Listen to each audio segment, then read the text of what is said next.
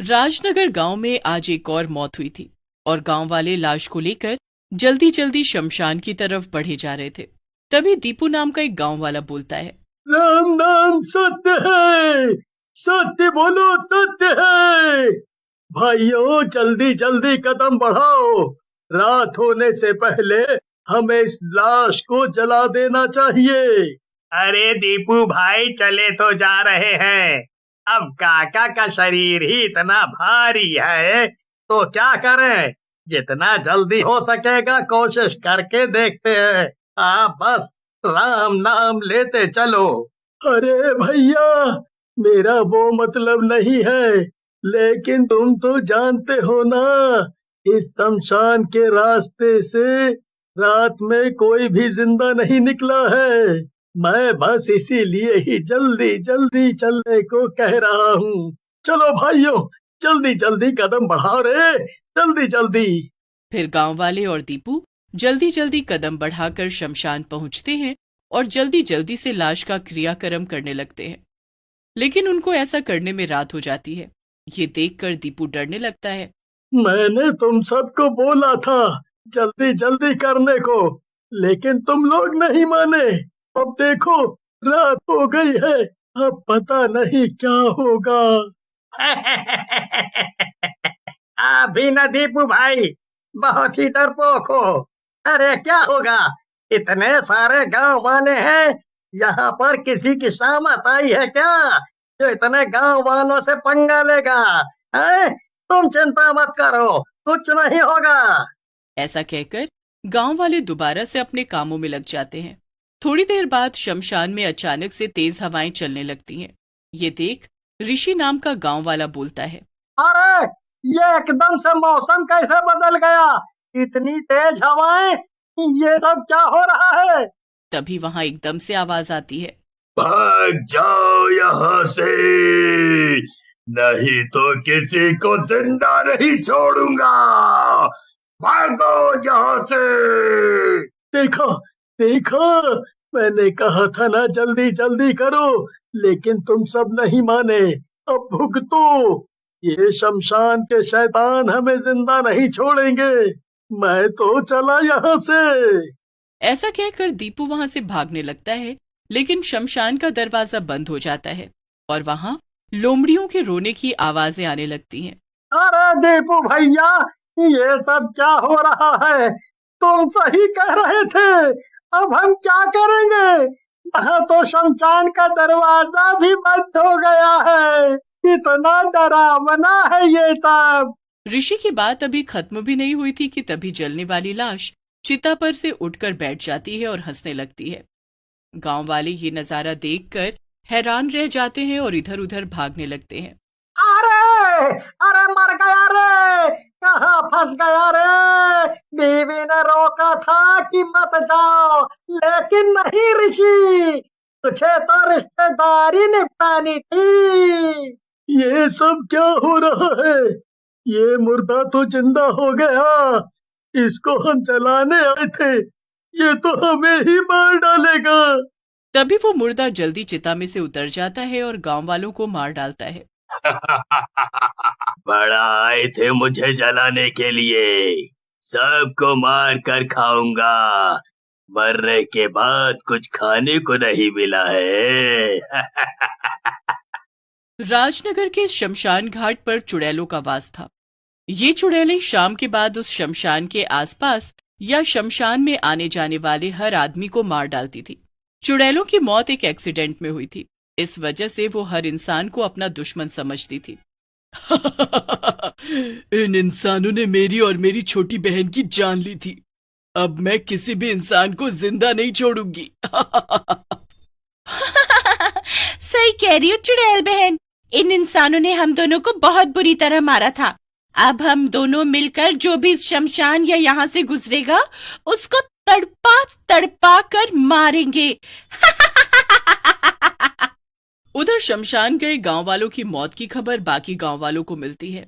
ये सुनकर सब गांव वाले दुखी हो जाते हैं और सरपंच के पास जाते हैं और बोलते हैं, अरे सरपंच जी, कुछ करिए, उस खूनी शमशान ने फिर से कई गांव वालों को मार डाला।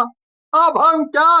तुम्हारी सब पीड़ा समझता हूँ मैं नमन बेटा, लेकिन अभी हम क्या कर सकते हैं?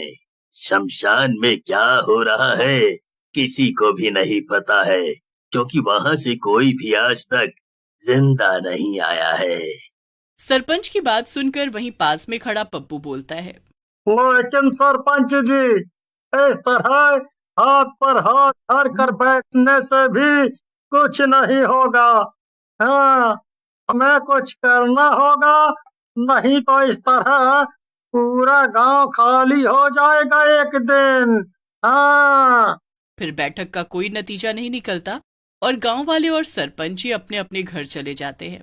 अगले दिन पास के गांव के सरपंच राजनगर के अंदर एक मुर्गे की दुकान पर आते हैं और मुर्गे की दुकान के मालिक नीतीश से कहते हैं, अरे मुर्गे वाले भैया, ये मुर्गे का मांस कितने का दिया? अरे सरपंच जी, आप जैसे देवता आदमी से पैसे लेकर मरना है क्या? आपके लिए तो बिल्कुल फ्री है।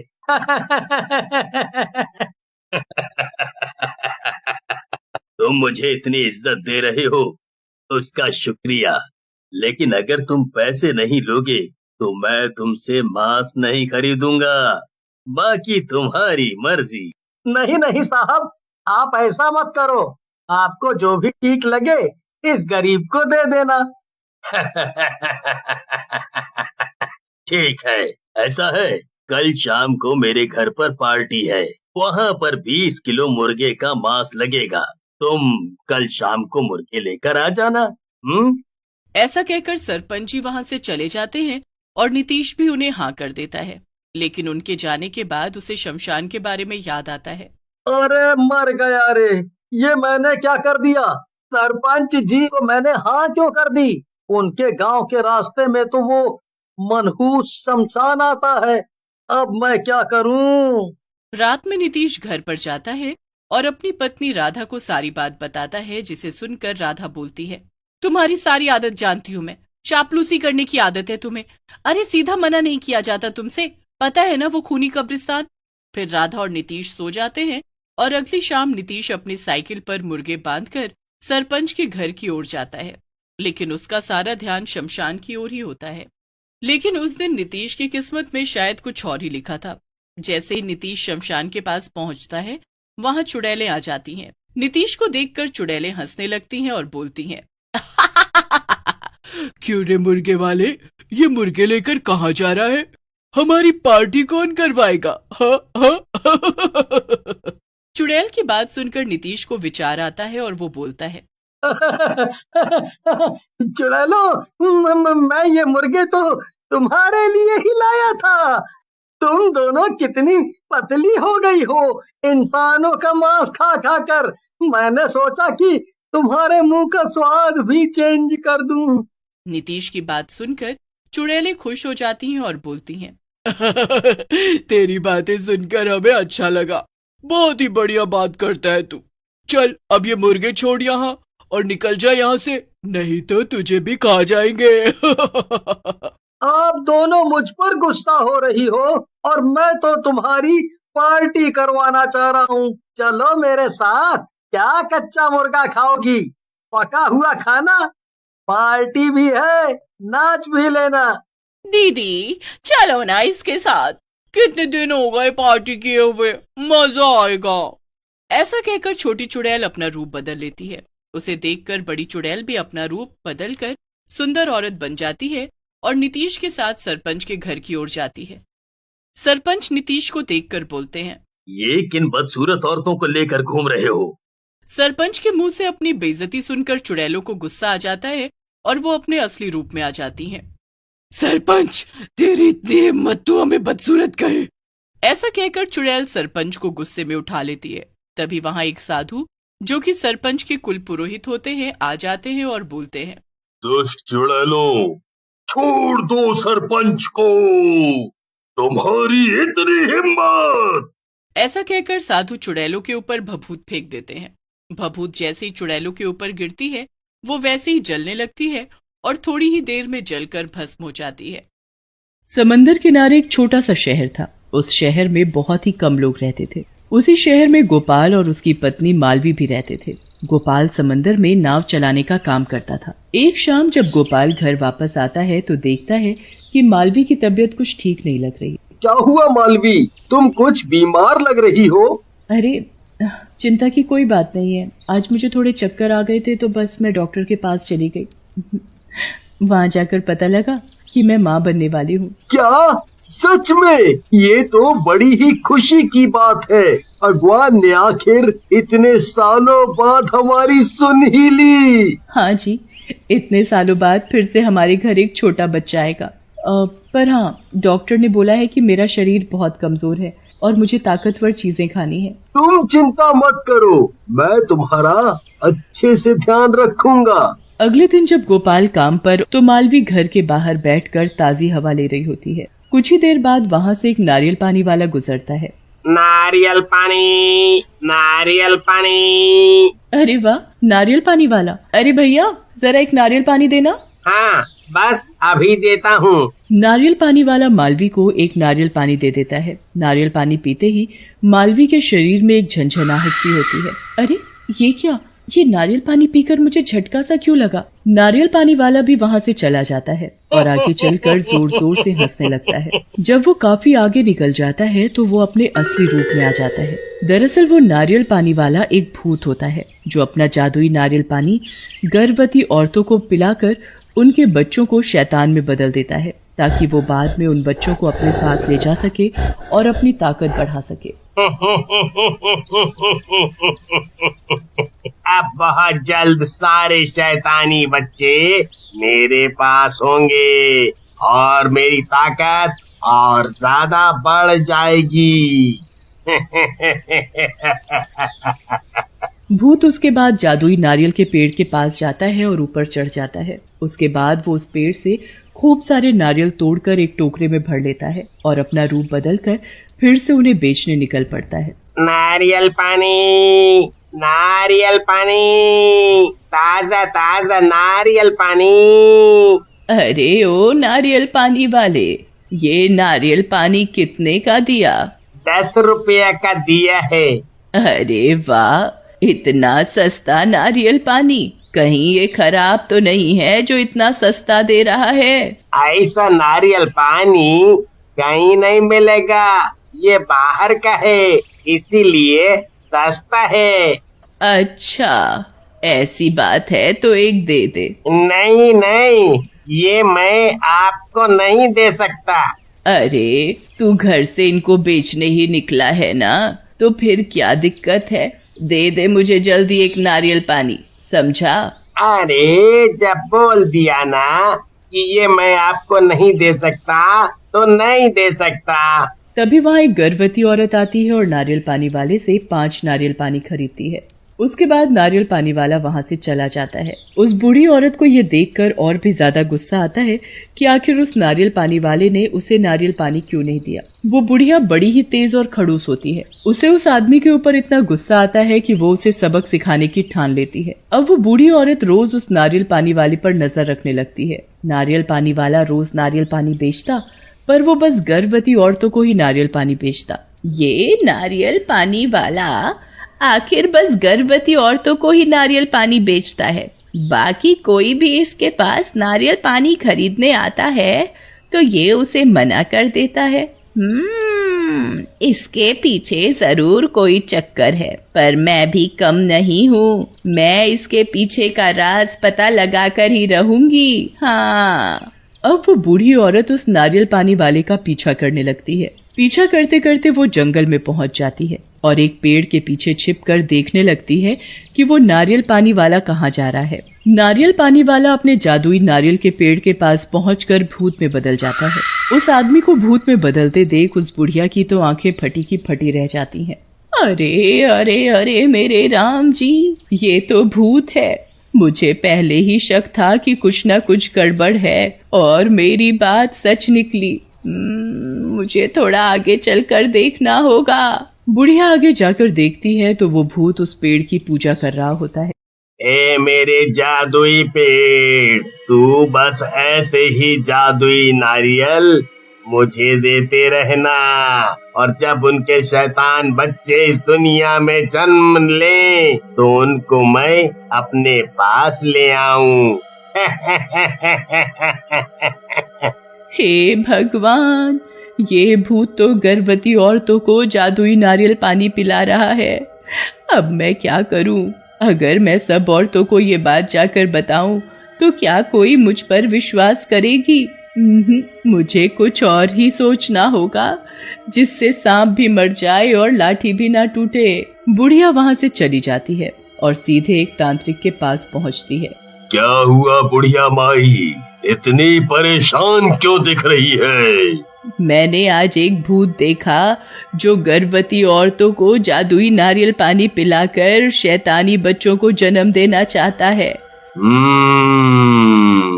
अगर ऐसा है तो मैं उस भूत को ऐसा बिल्कुल नहीं करने दूंगा। तांत्रिक पूरी रात जाप करता है और उस जाप से एक जादुई पानी बनाता है। अगले दिन वो बुढ़िया जब दोबारा उस तांत्रिक के पास आती है तो वो जादुई पानी उस बुढ़िया को देकर बोलता है, ले बुढ़िया, ये ले जादुई पानी, और अब इस पानी को तुझे रोज रात को ठीक 12 बजे उस जादुई नारियल पानी के पेड़ पर चढ़ाना है।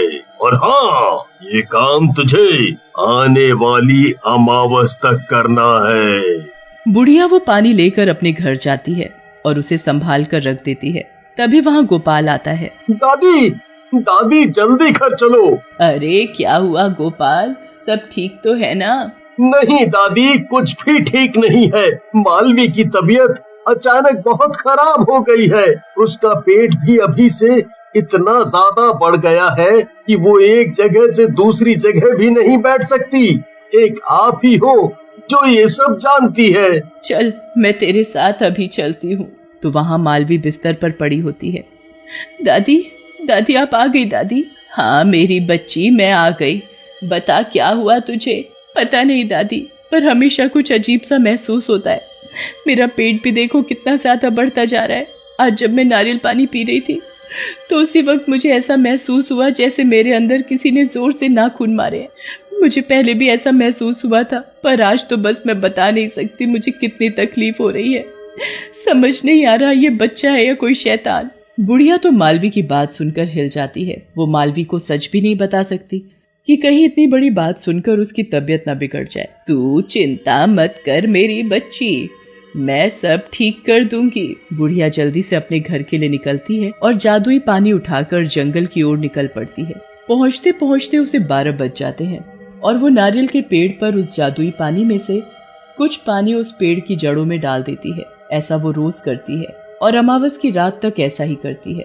बुढ़िया के ऐसा करने से वो जादुई नारियल पानी का पेड़ एक पवित्र पेड़ में बदल जाता है और उसी पानी को पीकर कोई भी शैतान मर सकता है।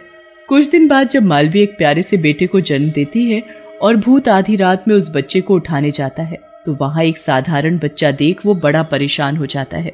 ऐसा कैसे हो सकता है? इसे तो एक शैतान को जन्म देना था, तो ये साधारण बच्चा कैसे हो गया? है कोई नहीं, अभी तो बहुत सी औरतें बाकी हैं।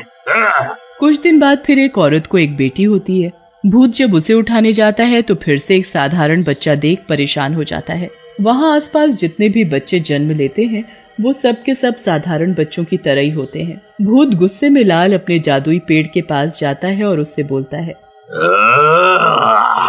ऐसा कैसे हो सकता है? सभी बच्चे साधारण कैसे पैदा हो सकते हैं? आखिर ये सब कैसे और क्यों हो रहा है?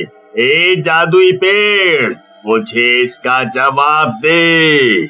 जादुई पेड़ इस बार कोई जवाब नहीं देता क्योंकि वो तो अब साधारण पेड़ बन चुका होता है। भूत बहुत कोशिश करता है पर वो पेड़ ऐसे के ऐसे ही खड़ा रहता है। भूत फिर उस पेड़ का एक नारियल तोड़कर खुद उसका पानी पीकर देखता है कि आखिर गड़बड़ क्या हुई है। पर जैसे ही वो उस पवित्र पेड़ का पानी पीता है उसका शरीर जलकर भस्म हो जाता है। इसके बाद वो बुढ़िया सबको सच्चाई बताती है। वो उस बूढ़ी औरत को बहुत धन्यवाद करती है जिसकी वजह से सब ठीक हो